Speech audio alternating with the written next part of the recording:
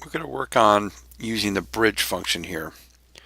So in this early phase or early development, I've got two separate cubes. The simple cube is representing the coracoid.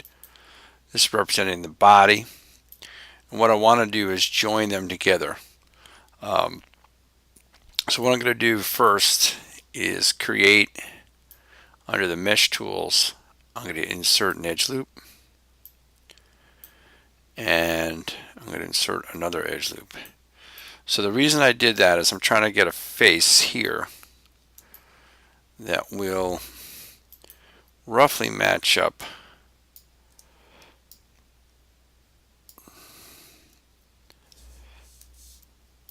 with a face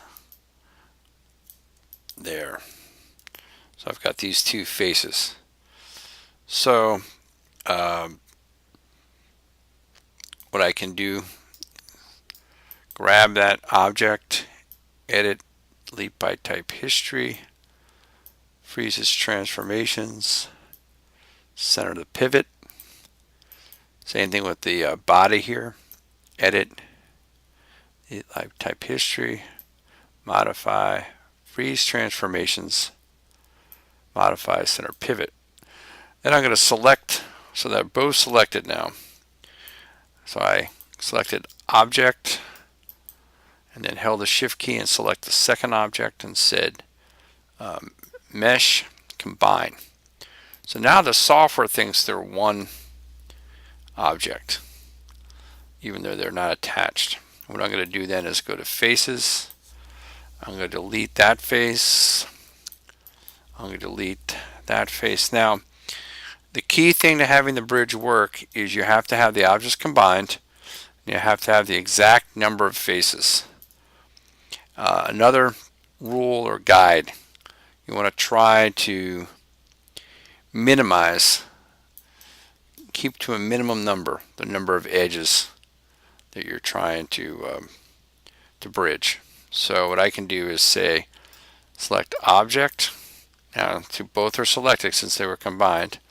Go under edit mesh and say bridge, and I get this dialog box. It can be helpful. It's a little bit twisted because that's just the way I made my objects. If I wanted to, I could add some divisions in there. I really don't need to in this case.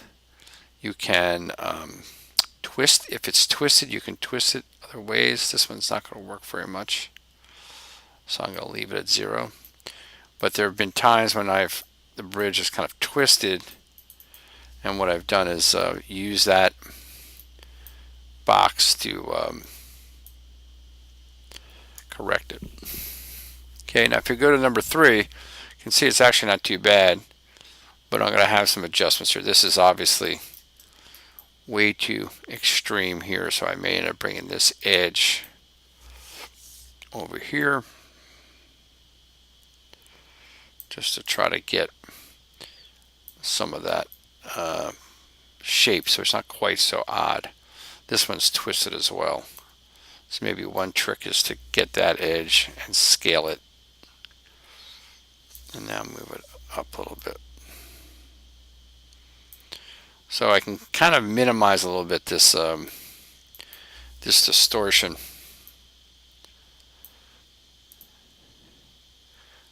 I might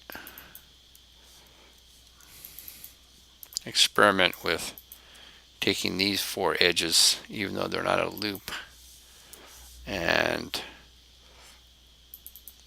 rotating. Maybe go to the component mode and rotate them a little bit and see how that begins to change the shape. Okay, and you can see I'm getting closer to what I want. This one I may want to scale a little bit. Maybe I want to actually just take this edge and move it forward a little more, and now maybe move this one back. Maybe take this face back. So you can see that the point is the bridge worked. It's giving me some, odd shapes or at least distortions of some of the faces. And it's not a big deal other than when I go to when I want to when I want to render this, I'm going to have an issue with something like that being quite so odd. So there's other ways I might do this. I might try taking the multi-cut tool and going from that edge to that edge. That didn't work. Let's see if I can get this to work. That edge to that edge. And then taking this edge, making this edge out. Okay. So I still have a four-sided edge. Then this one needs to come up. I can't be sharing that. So I'll try the multi-cut tool again.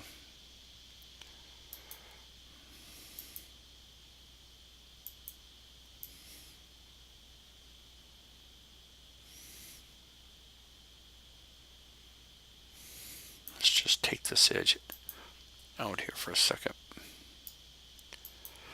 So I can say G because I deleted the last. Now I got a five-sided cube here. What I need is something here that will get me spot.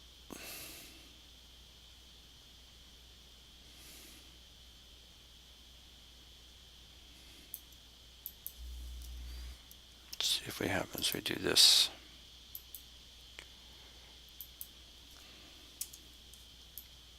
Oops.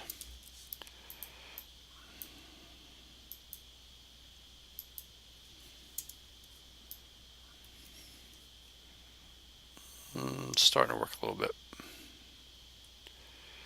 Maybe the next thing I should do is take this edge and rotate it.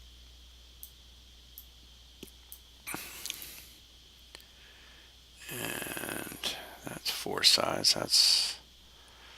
This is not four sides right here. Go back.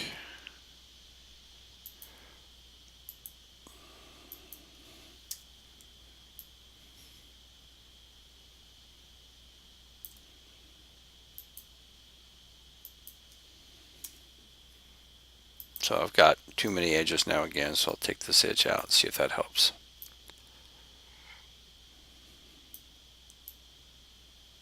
Okay.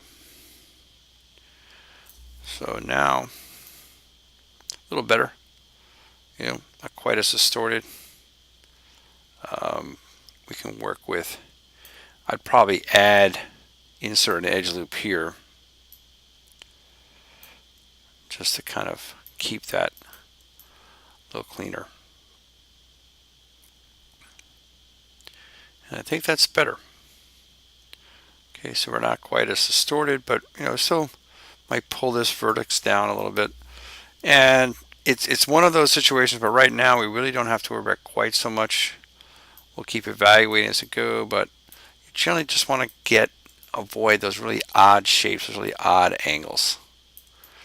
And sometimes you can't help it because of the shape or the nature of what you're making, but if it's not 100% necessary, try to avoid them. In other words, if it's not necessary that thing's really that odd, then go ahead and... Okay, so now we're a little closer. Okay, so I think we'll stop the tape, and that's one, or your first introduction, if you will, to how to bridge.